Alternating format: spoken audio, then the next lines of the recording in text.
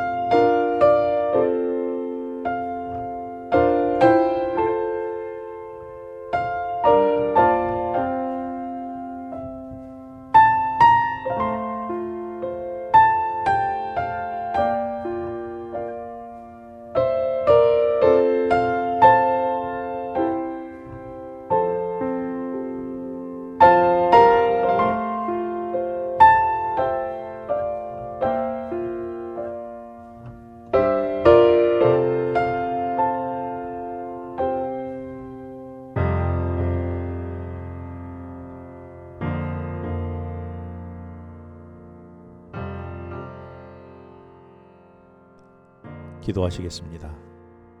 하나님, 오늘 말씀하신 음성을 듣게 하여 주시옵소서. 예수님의 이름으로 기도합니다. 아멘. 오늘 말씀은 노아에게 아담에게 준 축복을 다시 주시고 먹을 음식을 추가로 고기를 주시고 다시는 물로 심판하지 않겠다며 무지개를 징표로 주셨다는 내용입니다. 홍수 후 새롭게 된 세상에 하나님은 창조 때 아담에게 주셨던 복인 생육하고 번성하여 땅에 충만하라는 복을 9장 1절에서 노아에게 다시 주셨습니다. 복이란 무엇일까요? 하나님께서 말씀하신 복이란 이 땅에 하나님의 백성으로 채워가는 것이 진정한 복입니다. 그러므로 하나님이 우리에게 위탁하신 선교의 사명을 감당해야 하는 이유가 여기에 있는 것이지요. 진정으로 복을 누리는 방법은 선교를 통해 이 땅에 하나님의 백성으로 충만케 채워가는 것입니다.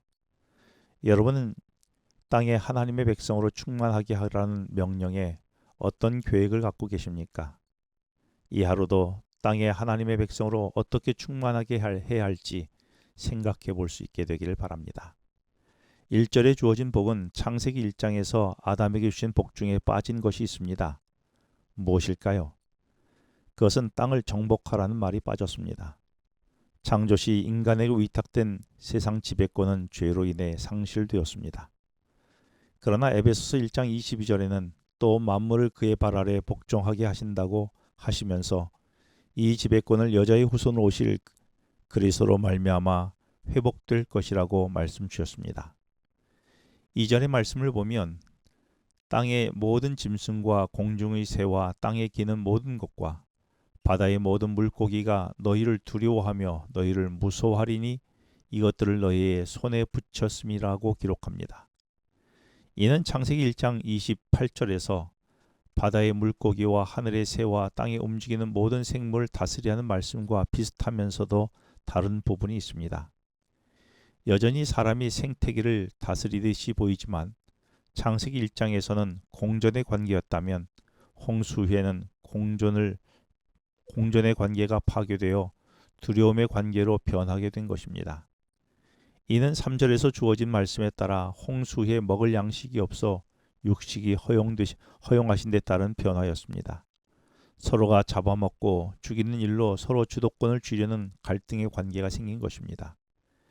이로 인해 피조물이 인간을 공격하는 일들도 있게 될 것을 아시고 하나님은 짐승들이 사람을 두려워하게 하신 것입니다. 그러나 미래에 이루어질 하나님의 나라의 모습은 다시 인간과 짐승이 조화롭게 살아야 할 것을 이사야는 이사야 11장 6절부터 말씀하고 있습니다. 그때의 이리가 어린 양과 함께 살며 표범이 어린 염소와 함께 누우며 송아지와 어린 사자와 살찐 짐승이 함께 있어 어린아이에게 끌리며 암소와 곰이 함께 먹으며 그것들의 새끼가 함께 엎드리며 사자가 소처럼 풀을 먹을 것이며 젖먹는 아이가 독사의 구멍에서 장난하며 젖된 어린아이가 독사의 굴에 손을 넣을 것이라. 예수님께서 오셨던 이 세상은 여전히 불안정한 세상이었지만 실제로 예수님은 들짐승과 함께 거하셨던 경험이 있습니다. 마가복음 1장 13절에 광야에서 40일을 계셔서 사단에게 시험을 받으시며 들짐승들과 함께 계시니라고 그 상황을 이렇게 기록하고 있는 것입니다. 두려움과 경계의 대상이 되는 이 맹수가 혹시 나라고 생각해 본 적은 없습니까? 하나님이 세우신 나라에서는 맹수의 그 독성이 사라져야 합니다. 어떤 독성을 나에게서 제거해야 할까요? 오늘 묵상해 볼 수 있기를 바랍니다. 5절과 6절의 말씀은 생명 존중 사상을 언급하며 생명은 하나님께 속한 것이기에 사람의 생명을 빼앗는 자에게는 죽음으로 보복하시겠다고 말씀하십니다. 생명 존중은 홍수 이후 인류에게 주신 하나님의 첫 계명입니다. 이 생명은 8절에서 10절까지에 보면 동물들도 포함되고 있습니다. 여러분은 이웃의 생명을 얼마나 귀하게 여기고 계십니까? 내뿜는 나의 독으로 생명이 해할 수 있음을 혹시 알고 계십니까? 우리의 말이 독이 되지 않도록 훈련이 되기를 원합니다. 이제 본문의 말미에는 하나님이 노아와 이룬 언약에 대해서 설명하고 있는데요. 이 언약의 주체가 하나님임을 기록하고 있습니다. 9절에 보면 내 언약을 이라고 말씀하시고 11절에서는 내가 너희와 언약을 세우리니 16절에서는 내가 보고 영원한 언약을 기억하리라고 말씀하시면서 하나님 자신이 주도권을 갖고 계시는 언약임을 말씀하고 있습니다.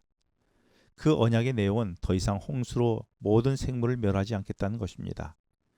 인간의 타락이 있을 것이지만 그 모든 생물들을 보존하시겠다는 의미의 언약의 증거로 하나님은 무지개를 세우셨습니다. 그런데 여기서 무지개로 사용된 히브리어는 퀘셰트라고 하는 단어인데요. 이 단어의 뜻은 전쟁에서 상대를 공격하는 용도인 활이라는 의미입니다. 고대인은 무지개를 하나님의 무기로 생각했습니다. 그런데 이 활을 하늘에 걸어두시면 세상을 완전히 멸하시는 이 적대적인 도구를 더 이상 사용하지 않겠다는 의미인 것입니다. 적대적인 전쟁의 도구인 활이 이제는 멸하지 않는 의미의 평화의 무지개가 된 것입니다. 무지개가 화평을 위한 하나님의 언약이라면 오늘 우리는 이웃에게 화합과 평화를 위한 어떤 무지개로 약속할 수 있을까요? 오늘 말씀은 홍수 후에 시작된 새 땅에서의 하나님의 새로운 질서의 모습을 세우시고 새 언약을 세우시는 하나님의 마음을 읽게 되었습니다. 오늘 하루 하나님의 뜻을 이뤄가는 하루가 되기를 기도합니다. 기도하시겠습니다. 하나님 아버지, 하나님의 심판 속에서도 새로운 기회와 새로운 도전을 허락해 주셔서 감사드립니다. 하나님의 뜻을 이루어가고 순종해가는 오늘 이 하루가 되기를 축복하여 주시옵소서. 예수님의 이름으로 기도합니다. 아멘. 지금은 개인 기도 시간입니다.